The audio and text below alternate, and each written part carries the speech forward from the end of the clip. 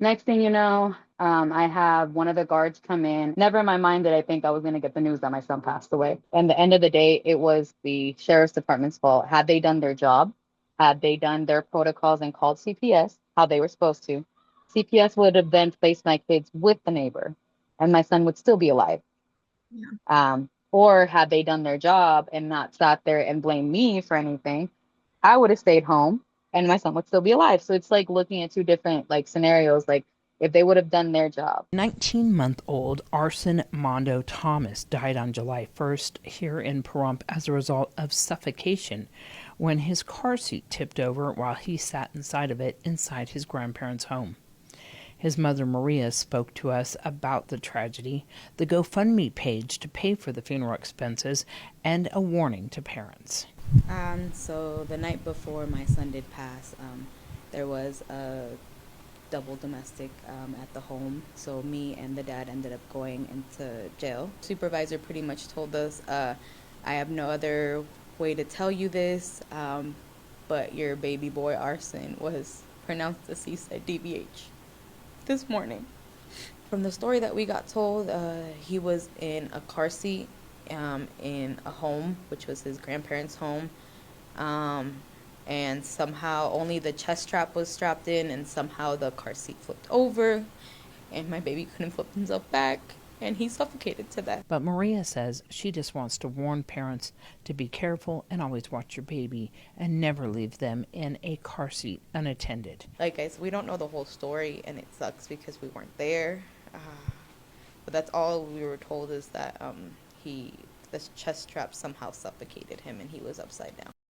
Hi, my name is Lauren. For those of you that don't know me, I am a survivor of extreme domestic violence. I was isolated on a desert for 7 months and brutally, physically, sexually, and psychologically tortured. Despite hours and hours of video and audio evidence, my abuser still walks free. He has not been held accountable, and that is a direct result of the negligence and mishandling of my case by the Nye County Sheriff's Office in Nevada. Today, me and my bestie Gray here are working to bring light to the stories and experiences of victims that have suffered at the hands of police and systemic injustices, and specifically in Nye County. I personally have heard countless horror stories coming out of this county. It is a county that is known to be corrupt and has a long, long track record of failing to uphold their oath to serve and protect. So before we get started, Gray, do you want to introduce yourself?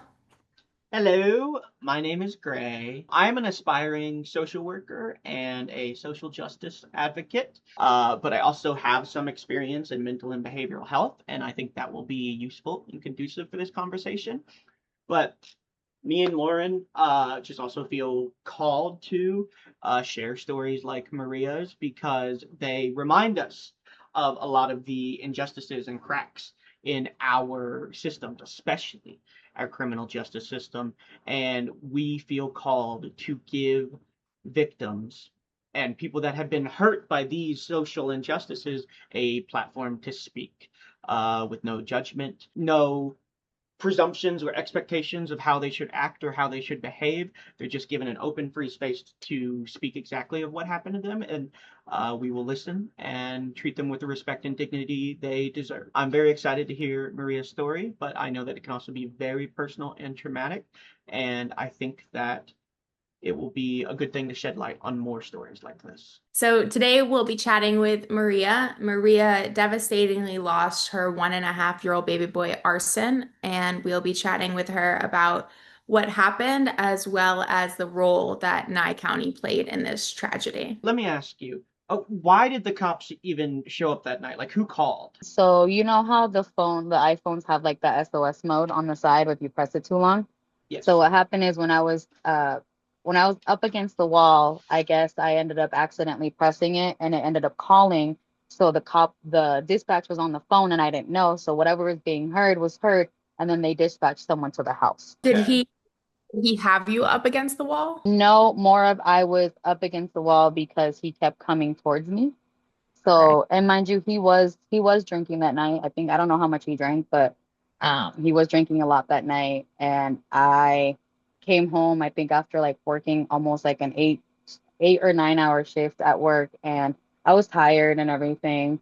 And he was drunk, and he got mad about something, and one thing led to another. And thing is, I ended up getting food thrown at me, hot food thrown at me. I was the one that got food thrown at me. I had literally food all over my hair.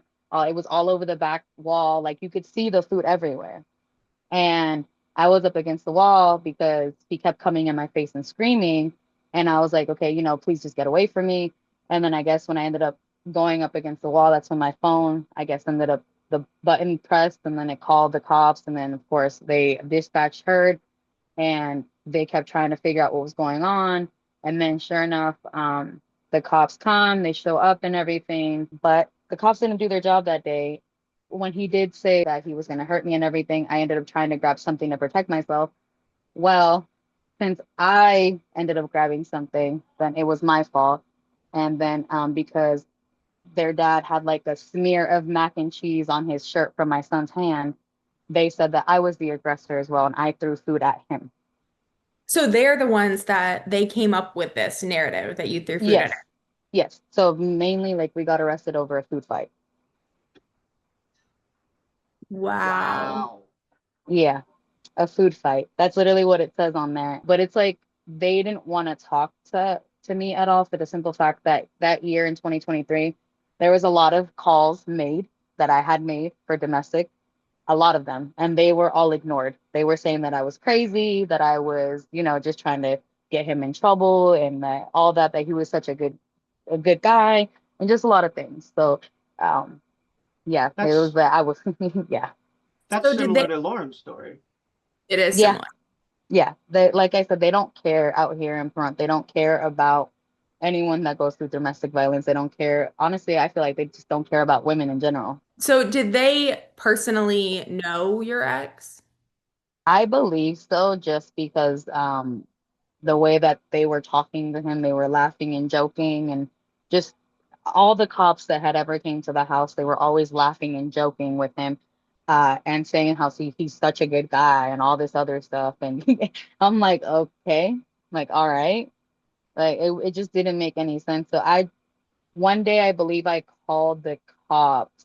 It was February before my son passed away that same year, February of 2023. And I remember asking one of the cops, like, I think I remember letting him know, like, hey, this is something that I've been trying to do. Like, I think I called DV since 2019. It's been like an ongoing thing. They never listened, nothing. So after a while, I just let it go. I just let myself get whatever was happening. I didn't call anymore. I didn't ask for help, because it was like, no one's going to listen to me. They're not going to listen. Obviously, they don't care. So in February of 2023, I ended up calling, and then I remember talking to one of the deputies. I don't remember his name, but I asked him, I was like, why is it you guys aren't doing anything? Like, what has to happen for anything? I was like, do I have to be on the floor, half like literally clinging to my life, half dead, for you guys to do something?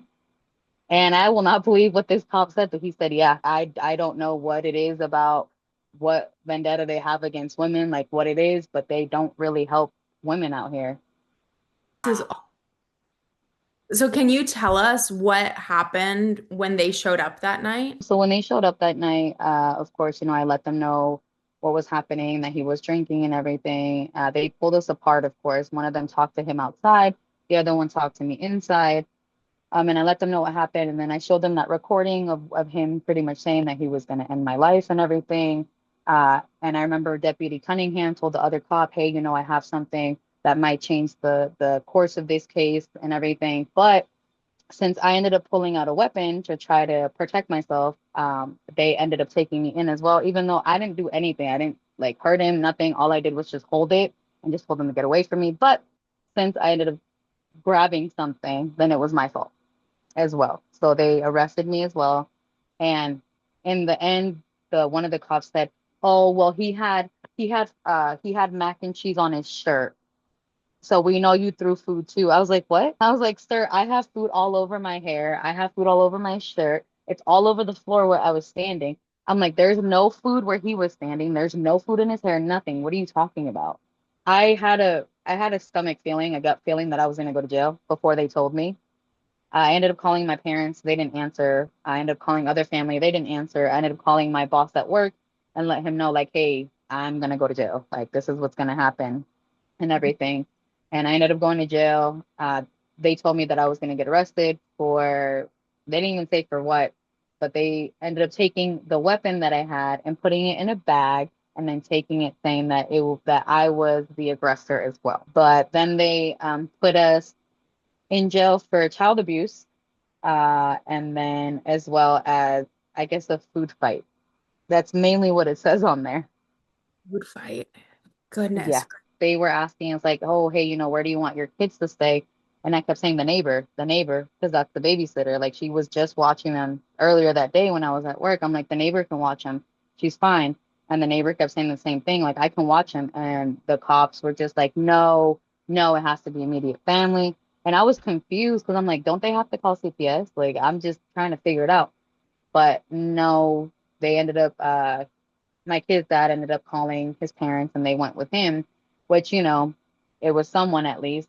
But I also don't blame the grandparents for the simple fact they're sick. Like, they were sick and everything, and and the end of the day, it was the sheriff's department's fault. Had they done their job, had they done their protocols and called CPS how they were supposed to, CPS would have then placed my kids with the neighbor and my son would still be alive. Or had they done their job and not sat there and blamed me for anything, I would have stayed home and my son would still be alive. So it's like looking at two different like scenarios, like if they would have done their job. Next thing you know, I have one of the guards come in and they asked me for my kid's birthday. All my kids, I have 4 kids. So they asked me for all their birthdays again. Mind you, I had to give them the birthdays like the night before and then the following day. Like, it was like at least 3 to 4 different times that they asked for the birthdays. So I was confused. Then, sure enough, not even 10 minutes later, after they asked me for all the birthdays, they take my kid's father out of the holding cell or the housing, wherever he was at, take him to the supervisor's office, which is literally right in the detention center. And I'm thinking that they revoked something or something happened. We're going to get more time, something like that. And then they put him back and then they take me out. Mind you, there's 2 guards, there's a nurse, and I guess the other lady was a therapist, and then the supervisor. And they take me to the back and I'm not understanding as to why. Like, I'm thinking maybe I'm getting more, maybe I'm not going to get out, maybe anything of that. Never in my mind did I think I was going to get the news that my son passed away. But the supervisor pretty much says, you're not in any trouble. You didn't do anything wrong. There's really no other way to say this, but your baby boy Arsyn was pronounced deceased at BVH this morning. And that was one of the worst. I kind of just froze and I was very numb because I didn't understand it. I couldn't process it. I just kept telling them, no, that's you're lying. Like, you're lying to me. Like, there's no way. Mind you, like on the 29th of June, I had taken my son and my 2 sons to go to the doctors and everything, and they said he was perfectly healthy. There was nothing wrong with him. All my kids do have autism. They're all autistic and everything, and my son was severely autistic as well. He was really skinny as well. He didn't like texture, so all he ate was like still formula. So it was just a lot. And then I'm thinking in my head, like, oh, he probably just passed away from natural causes or something like that. Getting out of jail, the cops were somewhat nice enough to take us to the hospital. I was supposed to see my son for the last time, but I didn't, because one of the nurses in there was really, really rude and was saying, she told us to sit there, that we would be able to see him. And then 2 hours passed by. I wasn't able to see him. Then I'm sitting outside. And like I said, I don't remember a lot of the things that happened, but one of the things I do remember was a funeral home person had came up to me and given me a piece of paperwork. I don't know what he said, but then he left and I didn't know that my son's body was in there and they were taking him to Vegas for the autopsy. And I didn't find, and I was still sitting at the hospital for another hour. And then finally someone comes out and they're like, why are you guys still here? And then I tell them, they're like, oh, well, the funeral home just left an hour ago with your son's body to do a full autopsy. I'm like, why did anyone not tell me this? Like, okay, all right. So then I leave and go home. And then that's when the grandparents come and pretty much like, I don't know the story. I still to this day don't know the story. I just know what was told to me, that my son um, was put in a car seat in the house. I'm assuming to like give him a bottle or something. Like, he's just started to walk. So I don't know who did it. I'm like, I don't know. but someone put him in the car seat and just strapped the chest strap. Well, my son was trying to get out, and I feel like he flipped and everything trying to get out. Well, he ended up strangling himself to death. And unfortunately, my 8-year old now, she was 5 at the time, she witnessed her little brother pass away in front of her. And she tried to help him, and just like after that, when she came back, she just kept saying like, "Mommy, the baby's gone, like he's gone, he's gone." I'm like, "Yeah, I know, I know." And it was really hard because now that she's 8 years old, she doesn't remember who he is. She doesn't like she does not remember. My other kids do. Um, they remember who he is because I have a big blanket that I made with his face on it. And my other 2 kids remember, but my oldest daughter doesn't remember who he is just because she has trauma as well and she's blocking it off. And then the detectives that they didn't help really, I want to say, because they called us into the office to do, I guess, an interview. We're trying to figure out what happened, like what's going on. They they had different stories. They just didn't know. But really at the end of the day, it's honestly the sheriff's department's fault for the simple fact the night that we got arrested, they didn't do their job by in the state of Nevada, if the parents have like a double domestic, they're supposed to call CPS so CPS then can figure out where the kids can be placed. The cops didn't do that that night. It was, I think, 1 or 2 o'clock in the morning. And mind you, we had a neighbor living next to us that had just watched my kids that day when I was working. So we're like, why can't they just go with them? Like, why? And the cop immediately said, no, it has to be immediate family. And I'm like, well, my family lives in Vegas. And the cop was like, well, we're not waiting that long for them. So I was like, okay, all right. So I just didn't, I was like, all right. So then he called his parents, and of course they came and all that. Um, but they didn't do their job by calling CPS. That's who they were supposed to call, because then CPS would have been able to go ahead and allow my kids to go with the neighbor. But the cops didn't do their job that day. Mind you, I had to go to court on my birthday that year. After my son passed away, I have to go to court July 13th, my birthday. Go to court. All of a sudden, my name's not on the bill on the board, neither is his. Come to find out, they dropped all the charges. Gone. And they didn't let you for anything either. No, like they didn't tell us anything as to why it was dropped. They didn't say anything. I think more of stuff. So they did their investigation or whatever, and they found out that the cops didn't do their job that night. And as well, there was, I think it was Deputy Cunningham.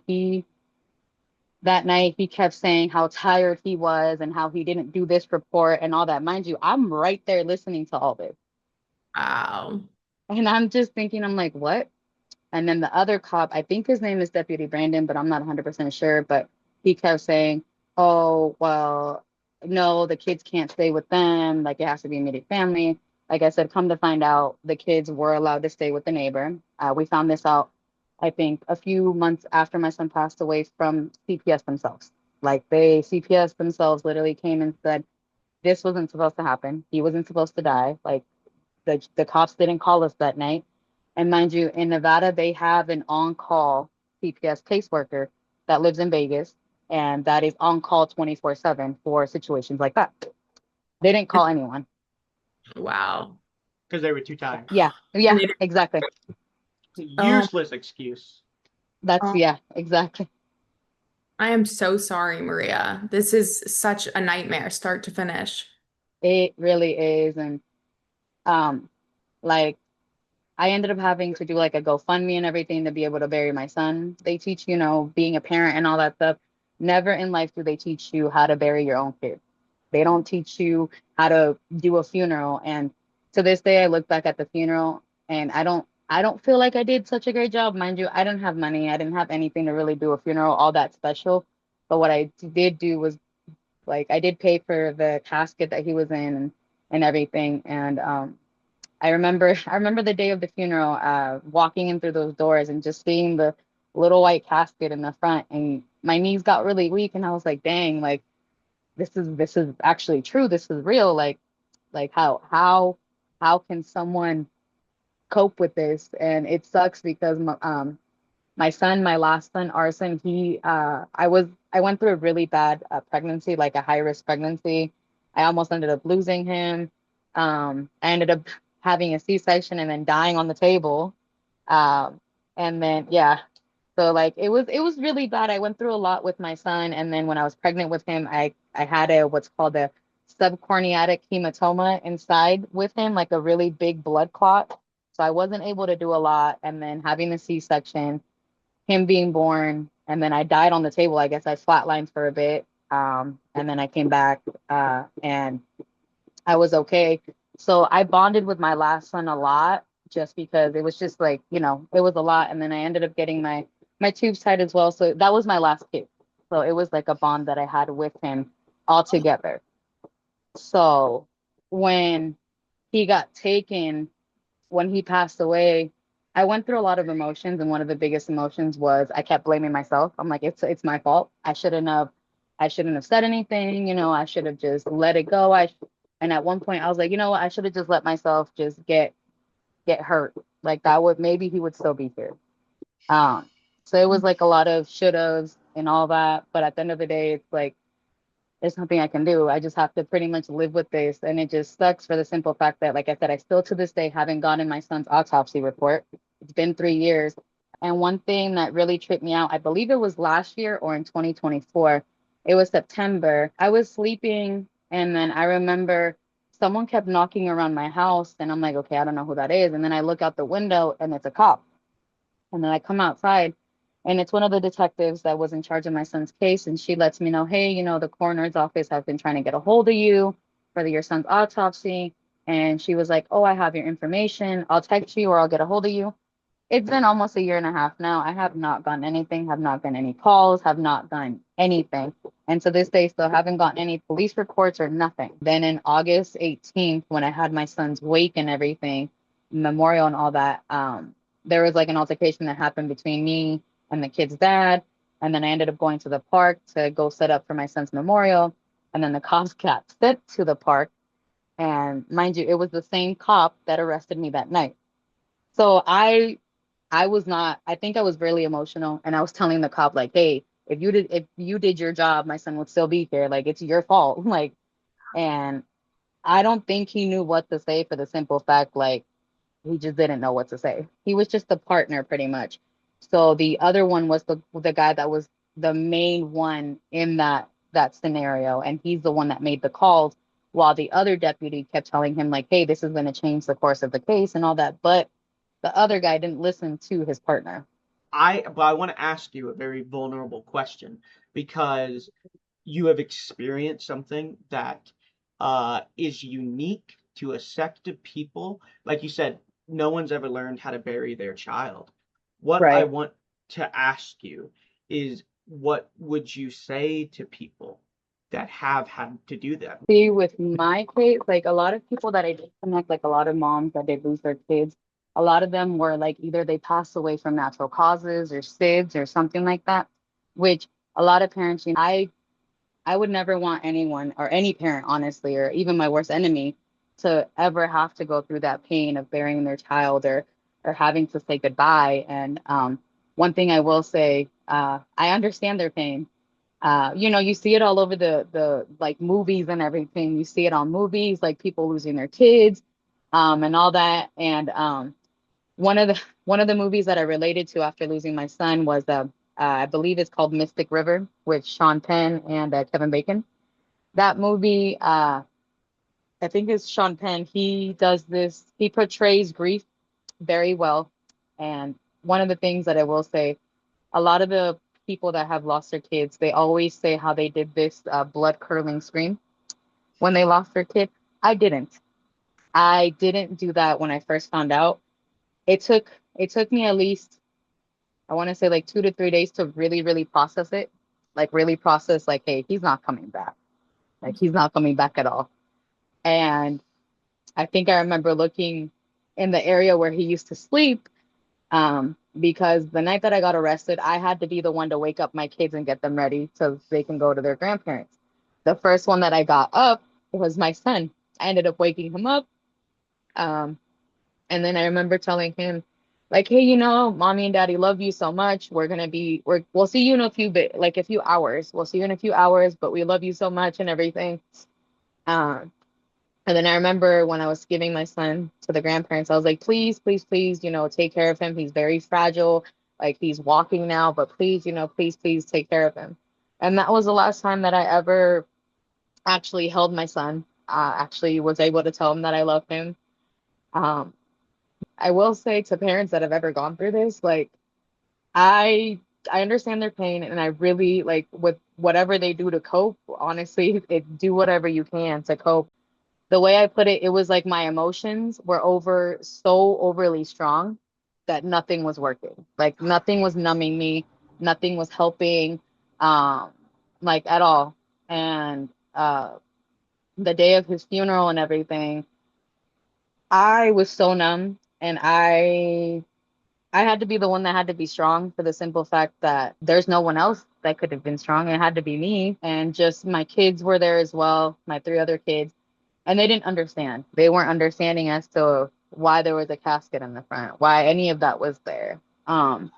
So to any parent that has lost a kid, I will say it's one of the worst pains that anyone has ever have to feel. Like the best way to explain it is like imagine a sharp knife being stabbed in your heart, but there's no ending that comes out. Like there's no ending that comes out and it just stays there. So, and then every time you think about it, it just gets worse and worse. And you have to live with it. You have to live with it every day. Like it's not something that just goes away. Like Well, it And just Maria, where it was just so, so, so wrong. And you have no closure. They won't give you an autopsy report. no. And honestly, I kept calling. I would call the detectives over and over and over, trying to get a hold of the main detective there. And I was just told, oh, he's busy. He'll get back to you eventually. I never got a call. Never got anyone get back to me. Nothing. So it was like, am I crazy? What is going on? And then I didn't even know my son's case was closed. The way I found out was when I had to go get the death certificate. No one ever told me the case was closed. No one ever called me for anything. Like one one of the detectives did call me and said, "Hey Maria, this is I think Detective Gentry, I believe."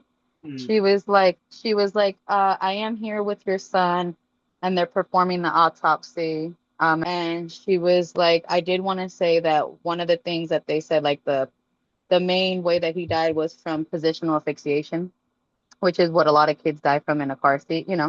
So, but just the way that they were explaining how he passed away, how the car seat was, just everything was just it just didn't make sense to me. It still to this day, it doesn't make sense to me. And I did have to stop trying to think about like trying to put everything together because I made myself go really, really insane.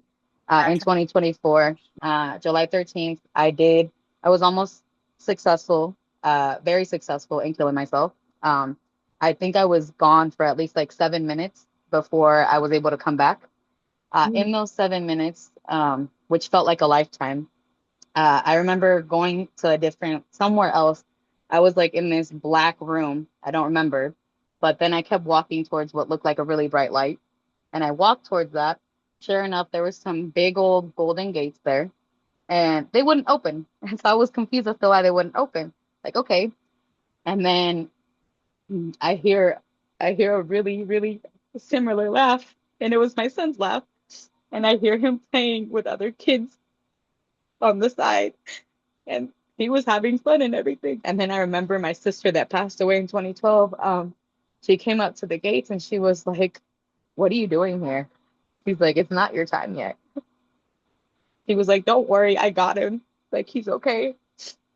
And then she just kept saying, "I'm so proud of you." She's like, "We love you, and just know you have a bigger purpose in this life." After she said that, I ended up coming back. And when I came back, I was so disoriented. I couldn't talk. I couldn't, like, it was pretty much like my body was coming back. I couldn't talk. I remember a friend of mine that was there.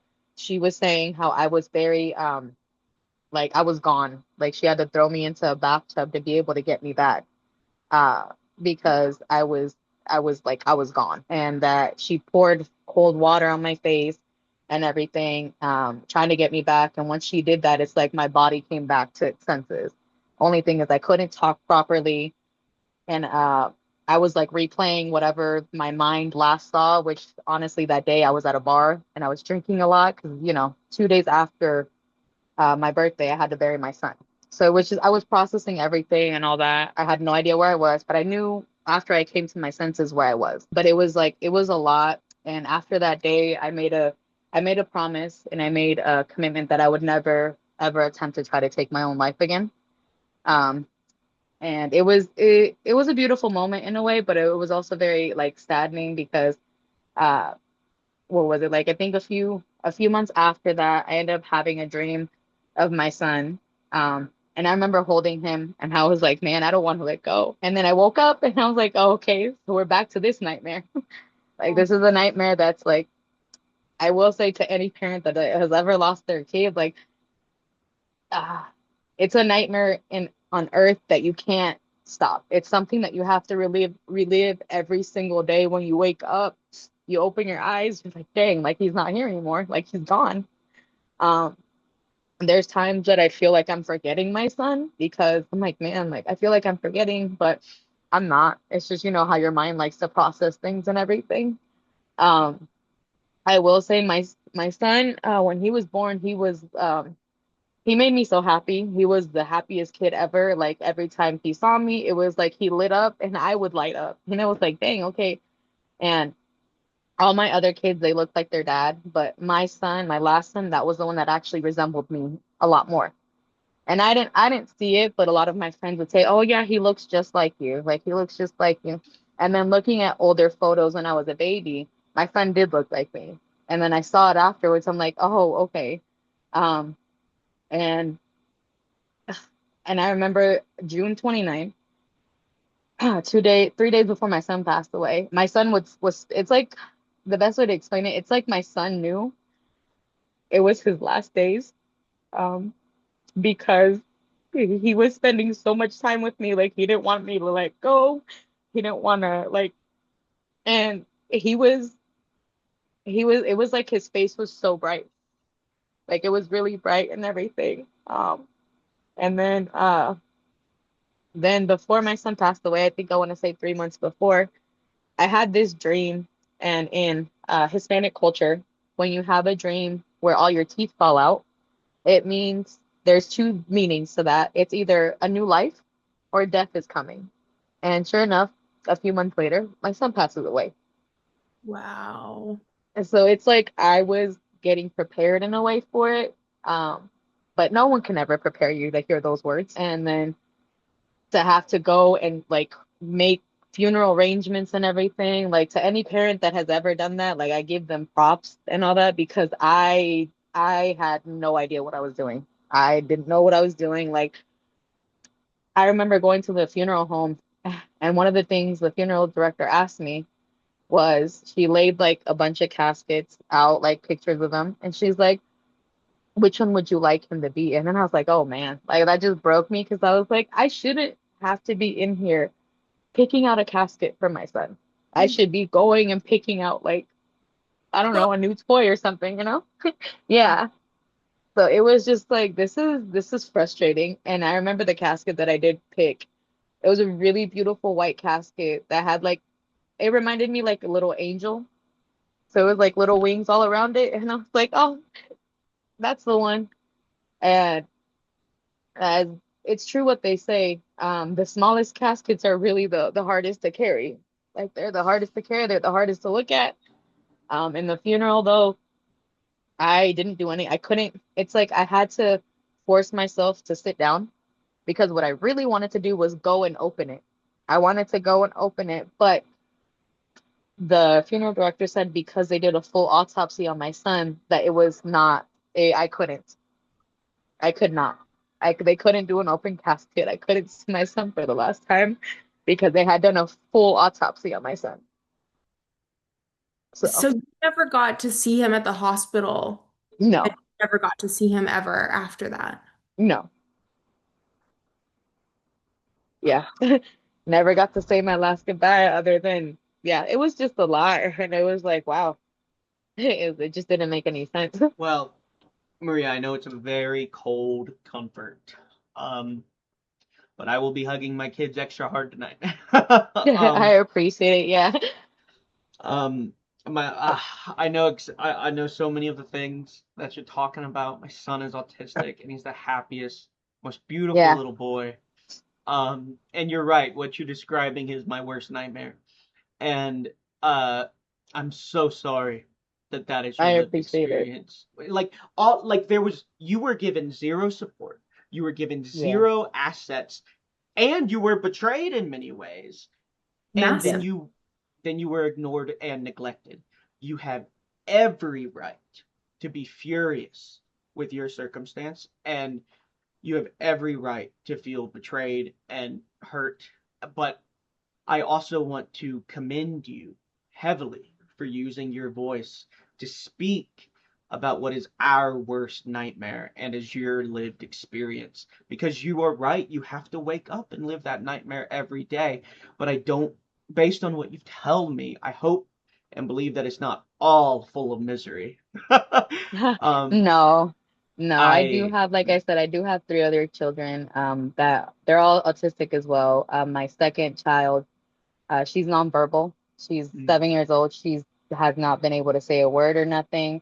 And she was one of the ones that was really, really close to her little brother. Like he was as autistic as she was. And they just bonded so well. Like he didn't like anyone, trust me. I have so many videos of him pulling his brother's hair, of him literally pulling my hair, grabbing my glasses, all that. But with her, that was like her buddy, his buddy. Like they were so close. So when he left, he was gone. The way that she explained how she understood he was gone, she took one of his pictures that was up on the fridge, took one of his pictures, put it upside down, and then put a bucket over it, pretty much like saying, like, I know he's gone. So, and then uh, what is it? In 2025, I want to say March, I was working for a work from home company. Mind you, I was taking care of my kids by myself and everything, my three children. And I wasn't getting any help at all, nothing. And then, with kids with autism, they have a lot of sleep regressions. Sometimes they don't sleep at all, or sometimes you're up until 5 a.m. trying to make them go to sleep. Well, I ended up going through like 3 days of no sleep, like literally 3 days, no sleep at all. And finally, I was cleaning and everything. And then I messed up by sitting down, because when I sat down, it's like my body shut down. My body shut down and I fell asleep. I think I was asleep maybe for an hour. Well, my kids ended up like breaking this baby gate that I had, like busted it down and then opened the front door and walked out. My two kids walked out, went to my neighbor's house, thankfully, not the street, but went to my neighbor's house. And the neighbors, of course, they were new, so they didn't know where the kids belonged to. So they did the right thing by calling the cops. The cops then found out where the house was, because my cats at the time, they kept coming in and out because my kids left the door open. So they found out where they came. And when I had woken up, I woke up immediately like, oh my God. I woke up because I kept hearing people talking in the living room. So I was like, okay, walk, woke up, opened the door, and I'm walking out to the living room. And then I stopped because I hear one of the cops literally talking crap about me, saying how he remembers me when I got arrested at another place and how dirty my house was and how this happened, just talking so badly about me, that then the cop that was in charge of that took that information and arrested me because of what he said. And mind you, they weren't supposed to arrest me that night either. They were supposed to wait for CPS to get here, and she was going to make the decision of to arrest me or not. But Did they they arrested me. Not, yeah, they called CPS like hours after, like an hour or so afterwards, they called CPS because they had to, um, because my kids had to be with their dad. So I was the one that called their dad so he can come here so the kids, could have someone to be with. Because after my son passing away and all that, I didn't trust anyone, like no one. And of course, their dad is the only one that's familiar with them, like able to. Because not a lot of people can handle autistic kids. Not a lot of people know how to handle them. Not a lot of people have the patience for that. Like there's a lot that comes with it. And The CPS lady even said the same thing, that they weren't supposed to arrest you. They were supposed to wait till I got here. And then, of course, I got let out. I mean, you were not treated with an ounce of humanity in this whole process. And to be No. same situation where they come and arrest you and don't Yeah. call CPS and take Yeah. you. Yeah. And then I had to do like a lot of things, having to try to get my kids back and everything. And it's just things that weren't supposed to happen. At the end of the day, I kept telling them, like, I was tired. Like, you guys don't understand how it is. It's raising autistic children. Like, it's really hard. And having to do it by yourself is even harder. Like, because, like I said, all my kids have different levels of autism. So one of them will literally, my middle daughter will literally sleep for like 10 minutes and then wake up and have like energy, like if she drank like 3 Red Bulls. I'm like, girl, where does that come from? And she'll stay awake for all night and won't go back to sleep until like, let's say 7 a.m. By that time, I have to get ready for work or I have to get ready to start my day. And then let's say if it's not her doing it and let's say she sleeps, now it's like they go back and forth. My son now stays up until 3, 4 a.m. And then my oldest daughter, she stays up until 3, 4 a.m. because they have little spurge. I call them like their little baby zoomies, like dogs, because the simple fact, they call it stimming, of course, that's what it's called. But my daughter likes to run around like and go back and forth. So it's just like, oh, you guys have the zoomies today. So yeah. Dude, autistic kids are awesome. They are Yes. just awesome. They're fun, but they can be difficult. I get it. Like Yeah. I'm not going to say I've not made the same mistake, but the consequences for me weren't that. I'll tell you that. Um Right. I'm not going to sit here and sugarcoat your whole life and act like you not made mistakes, but I feel like from what you've said to me, you know that. But the Hmm. consequences for the actions that have happened were so severe and extreme that, in my personal opinion, right, I don't know where you want to go with your case or what support you want, and we'll discuss that soon. But in my version of a just world, you would never work another day in your life because what's happened to you, you should spend the rest of your life loving the children that you have. That Right. is my version of a just world. Ultimately, what Gray said, if we go back to the origin of this started because you were victimized in a domestic violence situation, and then you had an officer victimize you. And that's the root of all of this. None of this would have happened if it weren't for that. And none of that is your fault. And it's so, so unjust. And I'm just so sorry this happened to you. And that they're still treating you this way. And I can't get over that you don't have an autopsy report. And I think Yeah. it's just more insult to injury that you weren't able to see your baby because of the autopsy, and then you're not allowed to have the autopsy report after 3 years. Right. And I want to know where you are at in your case now and what you need to be supported and what direction you want to go and what your ideal outcome would be. I am still looking for a lawyer, to pretty much not a lawyer out here in Pahrump because they're all connected to the county out here, but someone that would be able to take the case to sue the sheriff's department because out here they won't do it. And I try to look in Vegas, but it's a really touchy subject because I would be going against not just the Nye County Sheriff's Department, but also the town of Pahrump because that's who owns the Nye County Sheriff's Department. So it's just it's a lot that like no one would want to help. And I've reached out to different multiple lawyers, left voicemails, no one's gone back to me. And at the end of the day, I just want to make it like something nationwide, honestly, to where it's mandatory, like by law, that you have to call CPS if there's like a domestic situation where both parents go to jail. Like there's no making their own rules on spot. Like no. Like and on top of that, if a cop doesn't do their job and doesn't follow protocol, well, why aren't they getting like why isn't there any type of punishment towards that? Yeah, so Why? Accountability. Right. In Nevada, there is a law that you have to call CPS in these situations. Is that right? Yes, there is when I did talk to CPS, they did say that the cops are mandated to call CPS if there's any situation that both parents are going to jail. Like they are mandated to call them. And Deputy Cunningham did not. So And it was the other guy that was on the case. That was the main one. I think his deputy Brand. I don't remember his name, but he was he was the main guy there, but Cunningham was just the partner. Okay. Okay. But yeah, Okay. yeah, but I will say the last time that I did see Cunningham, he was very empathetic and everything about it because I think he really thought about it. And when he found out that my son passed away the next day, after I kept telling them like, no, they need to stay with the neighbor, like the neighbor watched them and everything, and they didn't listen. So I think it really did resonate with him a lot because when he came to the park that day when I had my son's memorial, he couldn't look me in the face. It's like he couldn't because it's He like, sh- I'm pretty sure, yeah, he like you should have. remember, right? But it's like he couldn't look me in the face. But um, I remember, I think they had live PD there too, and they were like right in my face as well. And I think I remember like yelling at, not yelling, but pretty much telling Cunningham like, if you guys had done your job that night and called CPS, my son would still be here. Like, and I think I remember saying like, it was your guys' fault for not calling and doing your guys' job. Had you guys done that, my son would possibly still be here. And you're right. Truth of it. Yeah. And like I said, it was just like going through this for 3 years and everything.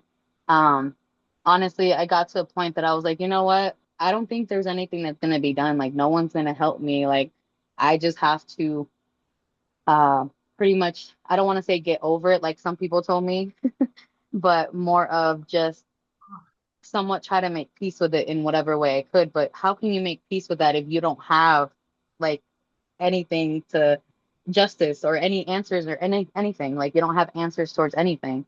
Um, and then I remember someone calling me saying that I could have went to go pick up my son's car seat. Like, but they have that as evidence, so why would I want to go pick it up? Yeah, I mean, blaming you does nothing. But also, like, you're only one person. You know what I mean? Like, Hey, you are working and you're raising three kids and you're still dealing with the very heavy mental load of the grief you're going to carry for the rest of your life. right, Um, so it is unreasonable to expect you to go on some crusade against right, anybody in the state that you're in. But the point is that there should be resources that do this for you. right. And And that's that, the thing. Like, it just felt like I was kind of just like put off to the side and everything. Um, and I mean, it might not have anything to do with it, but also I feel like not having my green card was one of the biggest things as well, because it's like, oh, well, he's not a citizen, so So it was a lot. It was a lot. And then when I did go to jail that last time, when my kids got out and I was sleeping, I remember being in the holding cell, and I remember two of the deputies waking me up, asking me if I was Hispanic, like Mexican. I was like, yes. And they're like, oh, you were born in Mexico. I was like, yeah. And then I remember them talking about somewhat like deportation and putting me into the ICE holding. And I'm like, no, sir, I have my green card. I have my green card. But what tripped me out is the fact that when the cops do fingerprints and everything, my social security number pops up. So it's like, don't you think if I was illegal, I wouldn't have a social security number? So it was, it was just awkward. It was just like, are you guys trying to deport me? Like, what is, yes, yes, that's yeah, what they're trying to do. yeah. So it was just a lot. Um, Making you and suffer. yeah, I think that you've only done what's expected of you up to this. What anyone could and yourself could reasonably expect of you back then, now.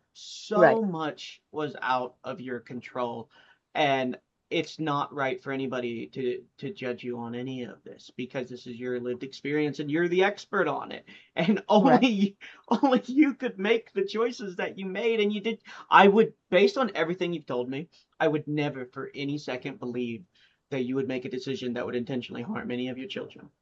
right, And from what I've heard from you, uh, you have a narrative has been made against you of that exact thing, and it has been used to sort of systematically push you out of the system and say right, you're Hispanic and you're this and you're that, and you would literally have to be crawling on the floor dying for us to help you, but also your ex-husband is pretty buddy buddy with us, so we're just gonna, you know what I mean? So, I hate what's happened to you, and I hate that it's ever been allowed to happen.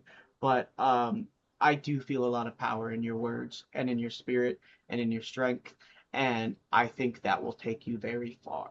And you can always, outside of this, you could always reach out to us if you just ever need someone, man. Like people are people, humans are humans, and uh, I I genuinely want you to look at us as a resource if you ever need it. If you ever need I, information or support or help, we will be there for I you. definitely appreciate it. Like I said, it's been really hard dealing with this as a person alone. And then trying to like go around looking for resources, trying to find, different things and just hitting a wall every time. Like it's just like, you know what? Okay, maybe not this way, and then go on a different route, and then it's another wall that you hit. And it's just like, okay, what can I do? Like what can I do? What is there to do? So I really, when I did see Lauren's story and everything, I did see it on Facebook at first. And then when I went on to Instagram, you popped up and I was like, okay, this is like a sign or something. And then I did see on there, like you said, if anyone has ever had misconduct with them, I was like, this is a sign. So then I decided to reach out because it's like, well, maybe I can try this. Maybe this will help and bring light to the story. Because at the end of the day, my son should have never passed away. The cops should have done their job that night. And then if they had done their job that night, then everything else that happened after that wouldn't have happened. And ultimately, like, I just keep going back to the fact that this all started because you were a victim in a domestic violence situation and needed protection. You needed protection. And this was the downline effect. And that just absolutely blows my mind. Blows my mind. And I also wanted to ask, so I know you say that you don't blame the grandparents and they were sick, but were they ever investigated? Because that just blows my mind too, because I feel like in any other child death case, someone would have been held accountable in most cases. Mm, Were no, they? I don't honestly no, I don't think so. Like I said, that year I don't remember a lot, like at all. It's like my mind just blocked a lot of whatever happened, but I don't believe anyone was held accountable. Um, and at the end of the day, who I really wanted to be held accountable was the cops. Yeah. Because had you done your guys' job, none of this it wouldn't have domino affected to what led on. And yeah, but no, no one was held accountable. And that's crazy what you did say. It's like out here it's like they arrest people for child abuse and everything, but they don't arrest people that actually commit crimes. Like in my case, they won't arrest a man that is clearly a danger and has committed crimes, and I have an abundance of evidence of, but And they'll Right. shot at you. target you. Right. And that's what I did see about your story was just the fact that you have so much proof. You have all these videos, all these recordings and everything. And it just blows my mind that they didn't do anything about it. I'm like, oh, okay. So this is like a recurring thing with this department. And It is. then under your post on the parent group, there was a lot of women under there that said the same thing, that they went through domestic violence and that these the cops didn't do anything for them, and that someone said that one of their aggressors ended up only getting like 30 days in jail and then got out. So it was just like, okay, so this county doesn't care about women in specific. It's a major problem. And that post and the comments on that post is what inspired us to do this, what we're doing now, and getting the Right. word out about Nye County. Because I've experienced police departments and the court system across the US in different places, but nothing has been as bad as Nye County. Yeah. And it's it's known to be corrupt, but the stories that I'm hearing, including yours, are just absolutely horrific, and something needs to change. And I think that starts with awareness and visibility. Right. Lauren And I do had, appreciate you guys. sorry, I just wanted to add real quick. Lauren has Mhm. told me that uh the court process after her abuse was more traumatizing than the actual abuse. Oh goodness. Yeah, I have been traumatized by the court and the cops. It's like I want to pursue justice so much, but also it terrifies me because of how what I've experienced in the after. Right. Right. But so how do we help you? Number one, you need a lawyer. We need a lawyer that can help you pursue justice with Nye County. You need to get the autopsy report. We need to get the police reports. Have you filed a records request? No, Okay, I can I get with you on that. That's okay, pretty simple to do. I also have the direct email of the woman at the Nye County Sheriff's Office. okay, I have a good relationship, and she works in the records department. And you can probably, hopefully, they'll give it to you pretty quickly. So we can start there and at least get the records. right, right. And then we'll put the word out for an attorney, a licensed attorney in Nevada that would be willing to work on your case. And what else support do you need? Do you have a GoFundMe? Do you want a GoFundMe? I would want to GoFundMe because I honestly, God, I would not be able to afford like the attorney fees and everything. Yeah. And it's hard to find an attorney that does like pro bono or anything like that. Especially an attorney that would take the case like it's a sheriff's department, like a whole department that you're suing. So it's like really hard to find anyone to do that, like being willing to that. But there was a lawyer that I talked to because when I was younger, I was in foster care, so I did have like a family court lawyer, and I've been in touch with her all these years still. Um, and when I did call her and told her about everything and just what was going on and all that, one thing when I told her the story, she's like, "No, it's the cops' fault. 100% it's the cops' fault because had they done their job, your son would still be here." So she told me who to look for, but I try to call them, but it's like I said, it's been like a dead end all the time. Yeah, I know how that goes. Honestly, I'm grateful for it because it's just the fact that, like, just being able to talk to someone that actually understands, the Nye County's misconducts and everything. Because for the longest time, I was like, maybe it's just me, like maybe I don't know, like, because I never knew like everything else that they were doing until hearing all these other stories and then your story, and I'm just like, man, okay, so they just don't care. Yeah. Yeah, they're going out of their way to do this. Where it starts is pretty much they have to start changing because I don't ever want any other parent to go through what I went through. To go, like, imagine going to jail and then finding out in jail that your son passed away or that your kid passed away while you're in jail. Like, so many thoughts run through your head, trying to put things together and then coming out of jail and finding out that it was a really like tragic accident that happened. And it's just so much having to put things together. And then after a while, I had to really remove myself from trying to put anything together because it was making me go insane. Like it's making me go crazy. And I was like, you know what? Let me not go there and try to put anything together because it's not going to help me. Yeah. And then you have no resources. Everywhere you're hitting is a dead end. You're the one that has Yeah, to do it all. That's what I find so exhausting too. It's like there are resources and lawyers and it's great that they exist, but then I'm the one that has to spend all my time calling them and running into right, dead ends over and right. over and over again. And yeah, there's not enough systems in place that actually help with situations like this. And I want to use this moment to ask any of the audience if they have any advice for Maria or any tips or resources that can help in her specific situation, as well as a GoFundMe. We'll get a GoFundMe up and link it in this video as well. I appreciate it so much. You guys have been such a great help. You have been a pleasure to speak to, Maria, and I will very much remember this conversation going forward because I feel like your lived experience has a lot of power to it. I really like what you said. I think you said it was your sister, maybe, who said that you still had more to do on this earth. Yes, I would agree with her because just like Lauren, lived experiences like yours deserve to be shared because they teach all of us that have never been through what you've been through. There's no way I could ever comprehend the pain that you've experienced, but I can see the depths of your soul that that has been brought out by this experience, and that can teach all of us about the humanness behind pain, behind grief, and behind the resilience it takes to continue. All of your story, all of it teaches us about what it means to lose somebody and what it means to continue on after that.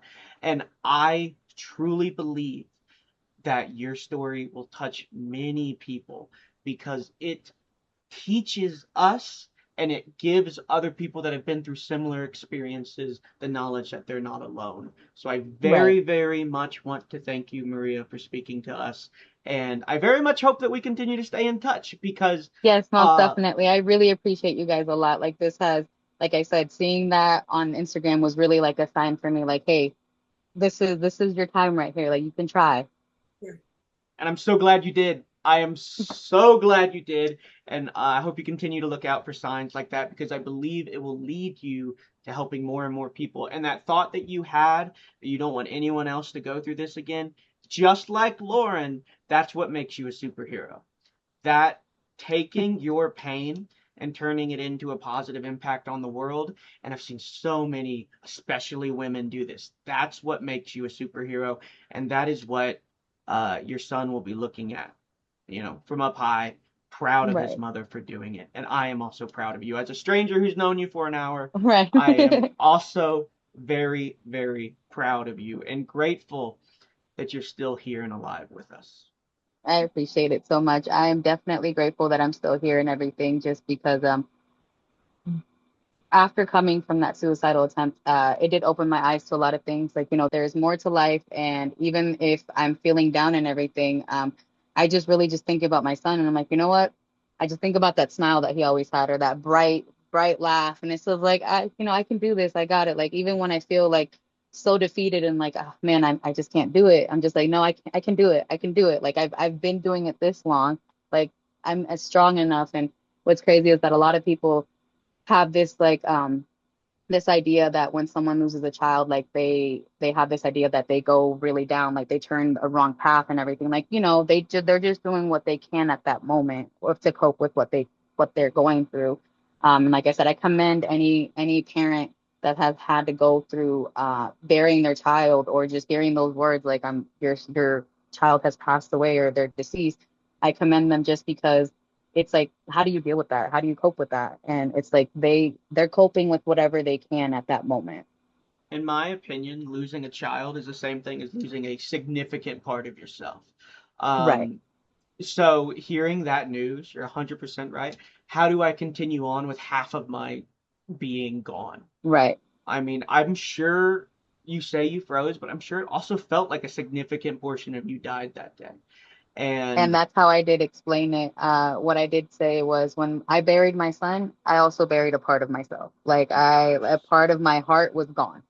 And like how I explain it a lot of times, because it's hard for other people to understand, that pain. But the way I really explain is just imagine a really sharp knife in your heart and there's no end, there's no like out. And every time, like let's say a year passes by, yeah, it starts healing a little bit, but then you go through those emotions and it starts cutting open again. And then every time it'll heal, but it'll cut open. And eventually, as the years go by, yeah, the knife gets duller, but the pain is still there. Like the knife is never gonna get out. It's gonna still be there for the rest of your life. And it just sucks because people always say, oh yeah, the longer it goes, the easier it gets. Honestly, no, the longer it goes, the harder it is because you have to live each and every year without them, celebrate a birthday without them, celebrate all these milestones and everything. So it's just like, yeah, it gets easier in a way with not being as like really severe pain as it was in the beginning, but that pain is still there. It doesn't just go away. I personally don't think it gets easier. I can give you my 2 cents. I think you've just Right. learned how to survive with it. Yes. That's pretty much how I pretty much put it. Like, I don't think it got easier. I think I just learned how to live with it, honestly, like how to live with the pain. And one of the beautiful things someone did tell me was, grief is just the more you grieve and everything, it just means the more love that you had for that person, the love that has nowhere to go. So I just think of it, I just thought for a minute, I did think as grief as my enemy. But of course, it's not. I just thought I embraced it. I'm like, you know what? Grief is just literally the amount of love that I had for my son that has nowhere to go now. And this is how I'm showing it. Yeah, Grief absolutely. grief is a lifelong companion. And I love that you said that it was an enemy at one point and now that you feel differently about it because that is so natural and normal to feel. Right, And but you are 100% correct. You only grieve so deeply because you loved so fully. And right, being able to recognize that is being able to be grateful for what you had. And Right. it is immensely painful you don't have that anymore, but your son's smile still exists in your smile, and he still exists in your soul. And I can hear what he meant to you through your words. All of that power still exists, and your son is still pushing you forward. If you can allow me to be a little dramatic for a second, but I I think that how you have described grief shows me how deeply you felt it and how you've had to learn how to survive with it. And Right. all it's done is inspire me. All it's done is tell me just how immense the human spirit is. Right. And I believe your story will do that for other people as well. And I I would hope so. And it just bring, like I said, just any parent that has ever gone through that, like, just know that they're not alone at all. Like there's other people that have gone through it. And when they're sitting there alone and just thinking like, your thoughts get to you, I just want to let them know, like, just know that, your kid, your child is still looking down on you and pushing you forward. Even though you feel defeated, like you feel like you can't get up, they're doing the best that they can, and their child is still looking down at them and proud of them.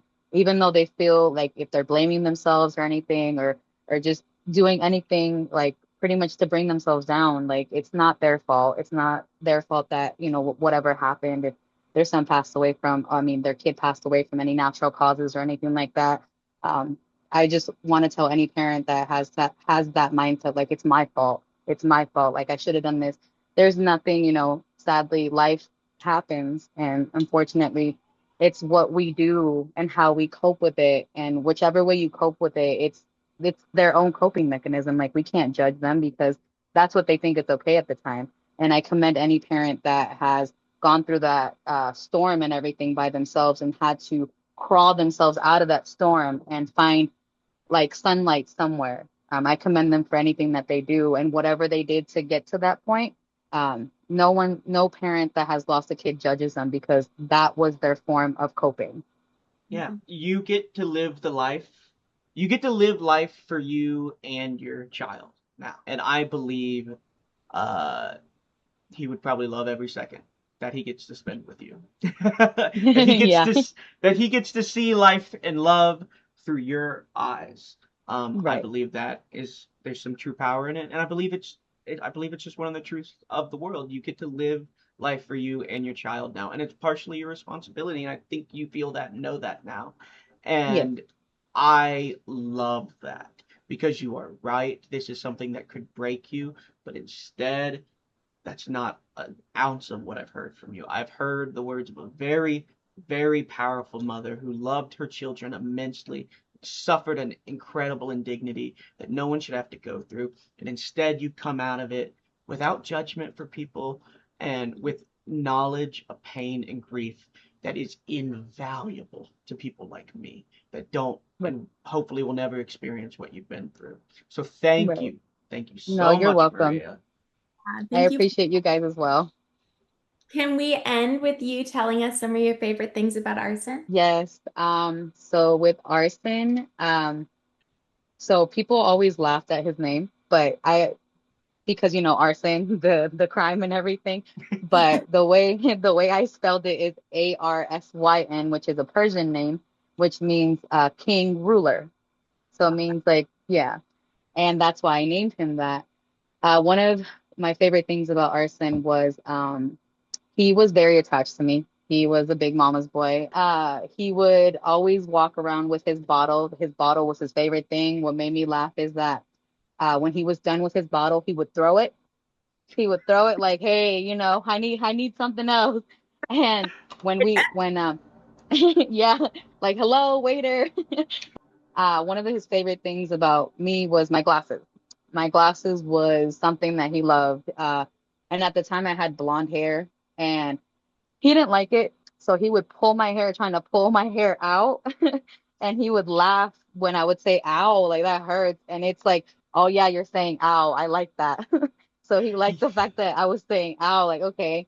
Um, but he loved walking around, just being himself. But his favorite thing, I will say, was his parents. He loved his dad a lot. He loved me a lot. His siblings, it was here and there, when they weren't bothering him. But he loved a lot of Disney movies. That was one of his favorite things. Encanto, that movie, that was one of his favorite ones. Yeah. It was his favorite one.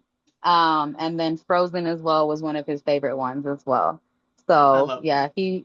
he loved all types of movies. And he didn't like clothes, sadly. I not a lot of autistic kids like clothes. Yeah. So so yeah, it was like if we would put him in something, he would take it off. Like, oh no, this isn't me. So, but he was literally like he was my special baby, and he was one of the when I was going through a lot, and like I said, going through that really bad pregnancy with him and the C-section and all that, I still looked at him like you're my like that was my gift. So he Hmm. was a really special baby. He always laughed. He was always smiling at everyone. And if he gave someone a dirty look, it was because he didn't like them. It sounds like he knew what he liked and what he didn't like, and he wasn't Yeah, afraid. yeah.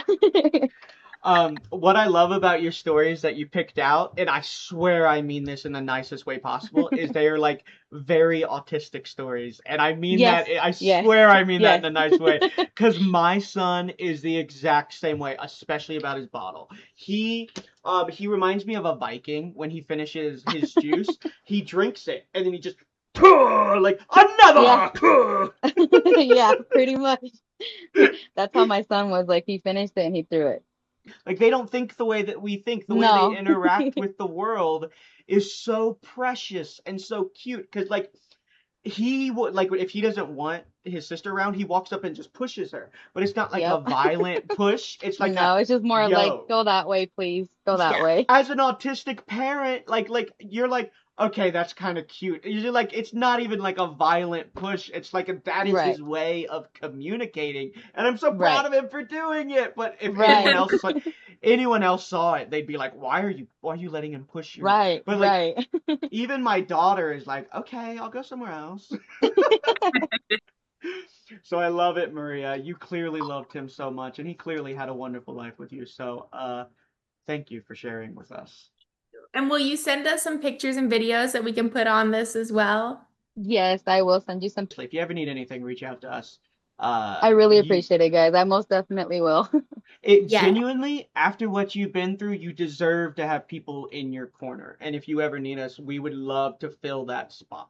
Okay? I Because people, it's just like when I met Lauren, when she told me what she'd been through, I was like, okay, you did all of right. this alone?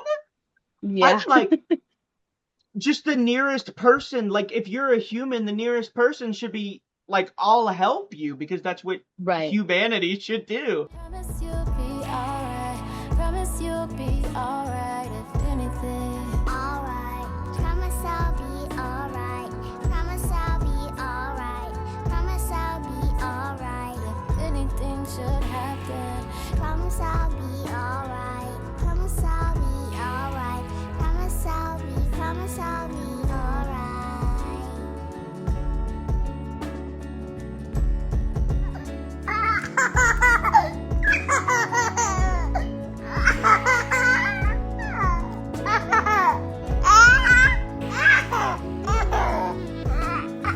Swear that I can still feel you here. I just can't believe you're not here. I've been needing you. All I